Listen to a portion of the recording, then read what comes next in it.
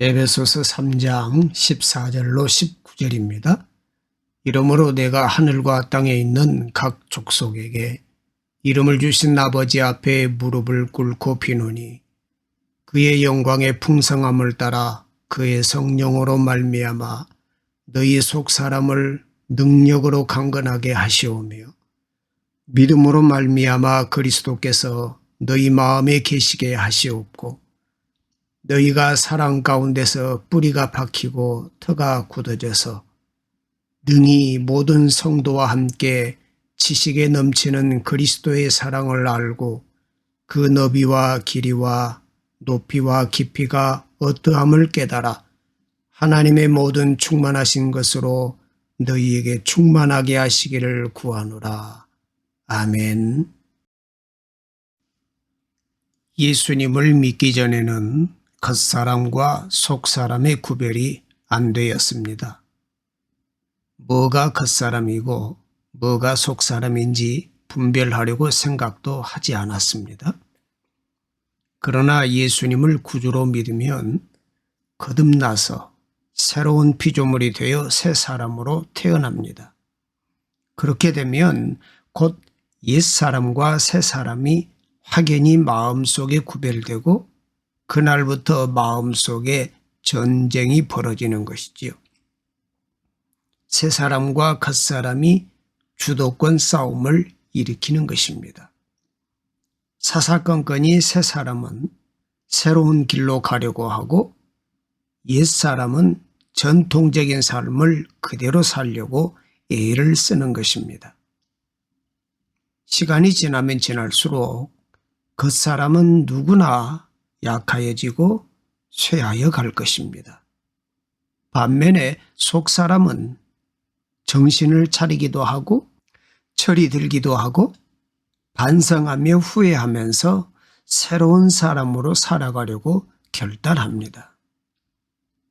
사람의 육체는 호흡을 통하여 생명을 유지하게 되는데 이처럼 육의 호흡이 필요하듯이 영에도 호흡이 필요합니다.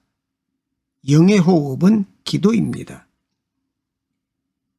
육이 불안하거나 병들거나 긴박한 사태가 있거나 너무 힘들고 어려울 때는 정상적인 호흡이 되지 않고 호흡의 조정이 힘듭니다. 이처럼 영적으로도 역시 영이 병들거나 영이 불안하거나 영적 상태가 정상이 되지 못할 때 기도가 중단되거나 정상적인 기도를 드리지 못하게 되지요.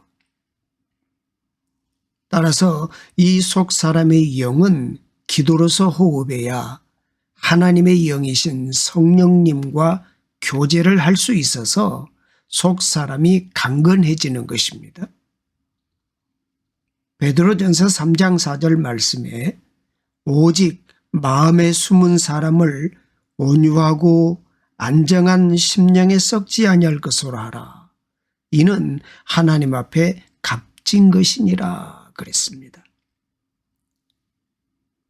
부모로부터 태어난 것은 육이지만 성령으로 난 것은 영입니다. 이 영이 곧 속사람이며 이 속사람은 하나님께로서 난 자이기 때문에 하나님 앞에서 값진 것이라고 합니다. 사람들은 겉사람을 치장하는데 일평생을 보냅니다. 집이라는 겉치장, 자동차라는 겉치장, 옷이라는 겉치장, 화장이라는 겉치장, 여기에 일평생을 보냅니다. 돈도 관심도 여가도 정열도 다 쏟아붓습니다. 그러나 정작 속사람을 가꾸는 데는 소홀합니다. 몸도 집도 차도 장신구도 취미생활도 수집품도 종래에는 다 벗어버릴 것입니다. 그러나 우리의 속사람만은 영혼을 갑니다. 영혼과 접촉된 것은 우리의 속사람뿐입니다. 천국에 가지고 갈 것도 우리의 속 사람뿐입니다. 그런데도 사람들은 겉사람에 집착합니다. 겉사람에 몰두하고 있습니다. 겉사람의 멋있음에 힘쓰고 있습니다. 사람들은 겉사람만 보기 때문에 그렇습니다. 그러나 옷이 화려하고 찬란하다고 그 사람이 건강하지는 않습니다. 멋있어 보인다고 그 사람 속 사람의 인격도 멋있지는 않습니다. 옷이 향기 난다고 해서 그 사람의 속 사람이 향기 나지도 않습니다. 속 사람이 멋있어야 합니다. 속 사람이 새로워져야 합니다. 속 사람에 집중해야 합니다. 하나님의 사람은 속 사람이 강건해지는 사람입니다.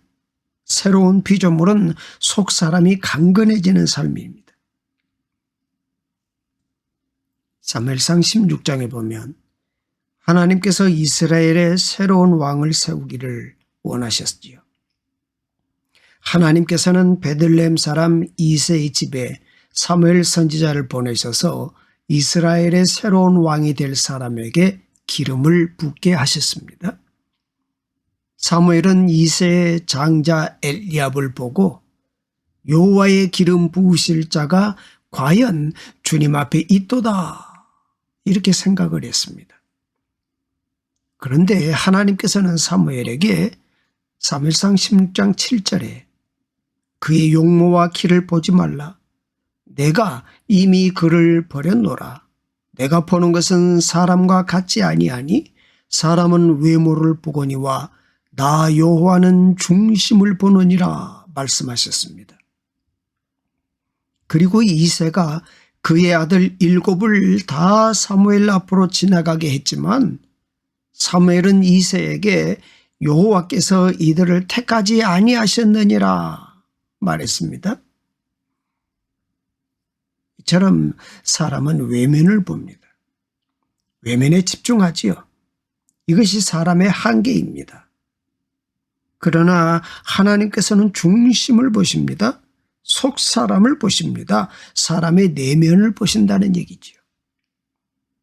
사무엘은 당시 걸출한 영적 지도자였습니다. 영적 거장이었습니다. 그런데 사무엘 역시 사람의 외모를 보았습니다. 하나님께서 막지 않으셨으면 사무엘은 크게 실수했을 것입니다. 다윗은 이새의 막내 아들이었습니다. 사무엘이 이새의 집에 왔을 때 다윗은 보이지도 않았습니다. 들에서 양을 지키고 있었습니다. 다윗은 사람들이 주목할 만한 것이 전혀 없었습니다. 그런 다윗이 이스라엘의 왕이 될 것이라고 누가 생각했겠습니까? 그러나 하나님께서는 다윗을 불러오게 하셨습니다. 다윗이 사무엘 앞에 섰을 때 하나님께서 다윗에게 기름을 붓게 하시지요. 세상의 기준으로 보면 다윗은 주목할 만한 것이 전혀 없었습니다. 그러나 중심을 보시는 하나님께서는 다윗을 보시고 만족해야 하셨습니다. 다윗은 하나님 마음에 맞는 사람이었다라고 성경이 증언하고 있지요. 오늘날도 마찬가지입니다. 사람들은 외모나 외적 조건을 중요하게 생각합니다. 오늘날의 문화가 그렇습니다. 그러나 겉모습만 보면 속을 수밖에 없습니다. 사울 왕은 탁월한 사람이었습니다. 그러나 하나님께서는 사울을 가리켜 사무엘상 16장 1절 말씀에 보면 내가 이미 사울을 버려 이스라엘 왕이 되지 못하게 하였거늘 이렇게 말씀하시고 계시죠. 다윗의 형들 또한 마찬가지입니다. 겉모습이 훌륭하고 멋있었습니다. 그래서 사무엘 선지자가 속을 뻔했습니다. 그러나 하나님께서는 그들을 택하시지 않으셨습니다. 하나님께서는 사람의 내면을 보십니다. 사람의 중심을 보십니다. 마음을 들여다보십니다.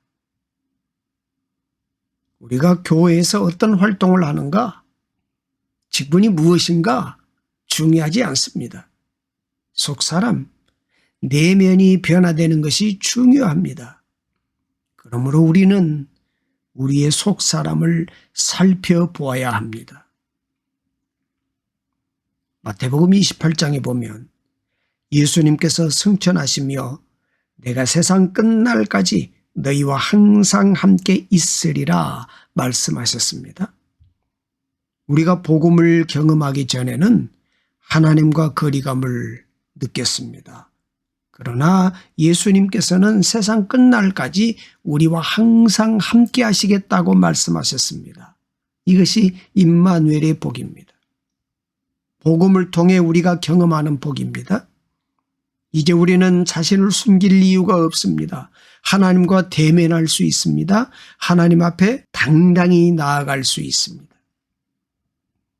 하나님께서 우리와 함께 하시겠다고 말씀하신 것은 우리 안에 거하시겠다는 의미입니다. 우리는 하나님 앞에 우리의 업적이나 공로를 내세우려고 해서는 안 됩니다. 우리는 하나님의 의를 힘입어 하나님 앞으로 나아가야 합니다. 우리는 신앙생활하면서 하나님과 정직하게 만나야 합니다. 하나님께 즐거이 나아가야 합니다. 우리는 오직 예수님의 이름으로 하나님 앞에 나아가야 합니다. 하나님께서는 우리의 아픔을 치유하십니다. 우리를 회복시키십니다. 그러므로 우리는 하나님의 은혜를 의지하며 나아가야 합니다. 우리가 하나님 말씀에 온전히 반응할 때 우리의 속사람이 변화되는 것입니다.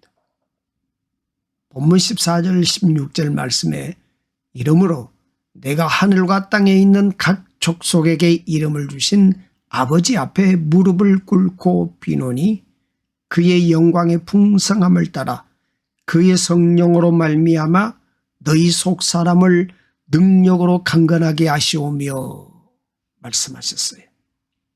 바울은 속사람의 변화에 관심을 가지고 있습니다. 바울은 외적 환경에 관심이 없었습니다. 바울은 오직 속사람에 관심을 가졌습니다.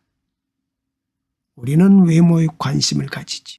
그래서 겉은 멀쩡한데 속은 골맞고 썩었고 망가졌다면 멀쩡한 겉이 아무 소용없습니다. 그러나 우리의 삶에 무슨 일이 일어나든지 우리의 속사람, 심령, 내면 세계가 강건해지면 승리할 수 있습니다. 고린도후서 4장 16절 말씀에 보면 우리가 낙심하지 아니하노니 우리의 겉사람은 낡아지나 우리의 속사람은 날로 새로워지도다 말씀하고 있습니다. 사도 바울은 겉사람과 속사람을 구분했습니다. 우리는 속사람에게 관심을 쏟아야 합니다. 예수님을 믿는 사람이든 믿지 않는 사람이든 세월의 흐름에 따라 겉사람이 낡아지는 것은 같습니다. 어쩔 수 없습니다. 아무리 노력해도 소용없습니다. 그러나 사도 바울은 우리의 속사람이 날로 새로워진다라고 말하고 있습니다. 우리는 사도 바울처럼 겉사람과 속사람을 구분해야 합니다. 우리는 속사람, 내면, 영혼에 관심을 가져야 합니다. 우리의 속사람은 날로 새로워져야 합니다. 그리스도 안에서 우리의 속사람이 날마다 자라가야 합니다. 이것이 신앙의 신비입니다. 속사람이 어떻게 자랄까요? 첫째입니다. 성령께서 속사람을 자라게 하십니다. 우리 안에 무엇인가 집어넣어서 속사람이 자라나는 것이 아닙니다. 세상의 지식을 많이 입력해서 속사람이 성숙해지는 것이 아닙니다. 우리의 속사람은 오직 성령의 능력으로 자라납니다. 우리 안에 계신 성령으로 말미암아 속사람이 강건해집니다. 성령은 우리 안에서 오묘하게 역사하십니다. 성령은 우리에게 하나님의 말씀을 깊이 깨닫게 하십니다. 성령께서 깨닫게 하셔서 하나님을 알게 되는 것과 자신이 지식적으로 노력해서 하나님의 말씀을 깨닫는 것과는 전혀 다른 것입니다. 지식을 동원하여 성령을 이해하는 것과 성령께서 깨닫게 하셔서 아는 것은 전혀 다르다는 얘기입니다. 본문 16절 말씀에 그의 영광의 풍성함을 따라 그의 성령으로 말미암아 너희 속사람을 능력으로 강건하게 하시오며 그랬습니다. 사람의 이성으로는 이 말씀을 이해할 수 없습니다. 성령께서 우리 안에서 활동하실 때 이 말씀을 이해할 수 있습니다.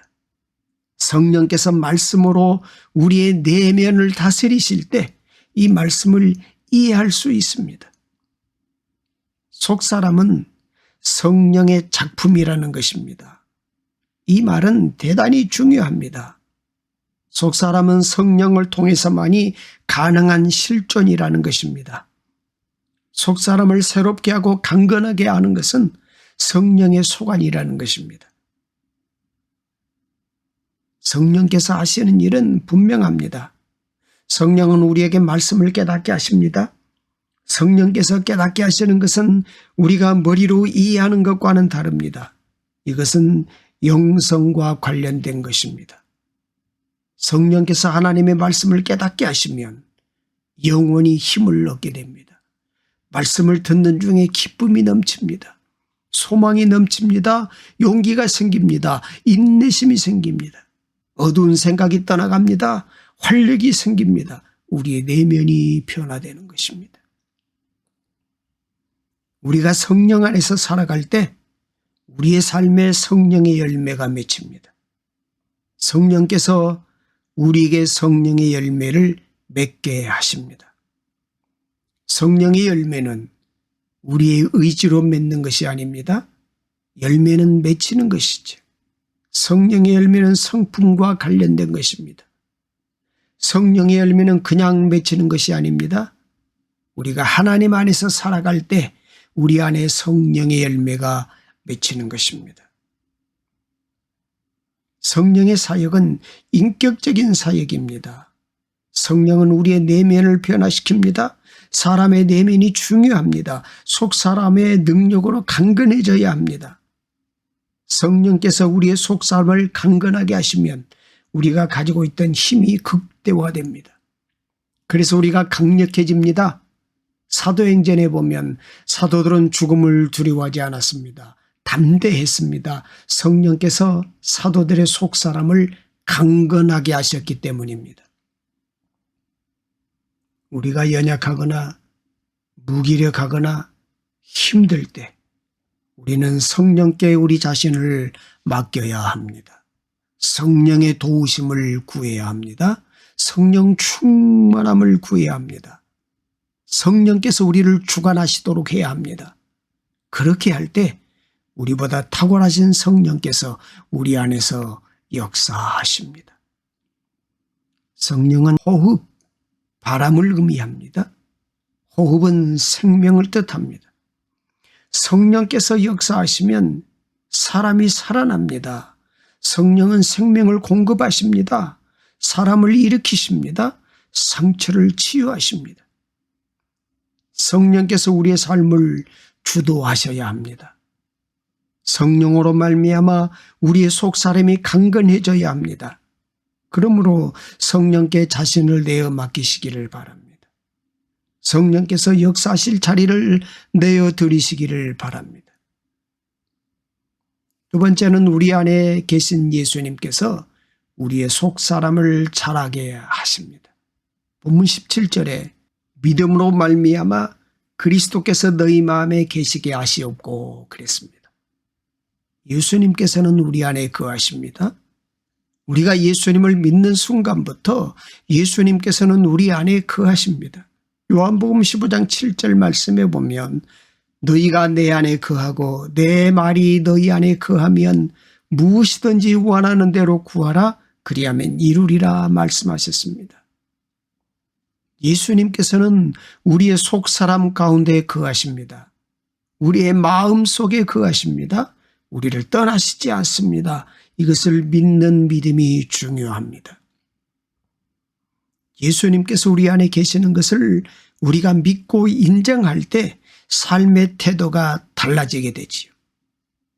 골로새서 2장 6절 7절 말씀에 너희가 그리스도 예수를 주로 받았으니 그 안에서 행하되 그 안에 뿌리를 박으며 세움을 받아 교훈을 받은 대로 믿음에 굳게 서서 감사함을 넘치게 하라 그랬습니다.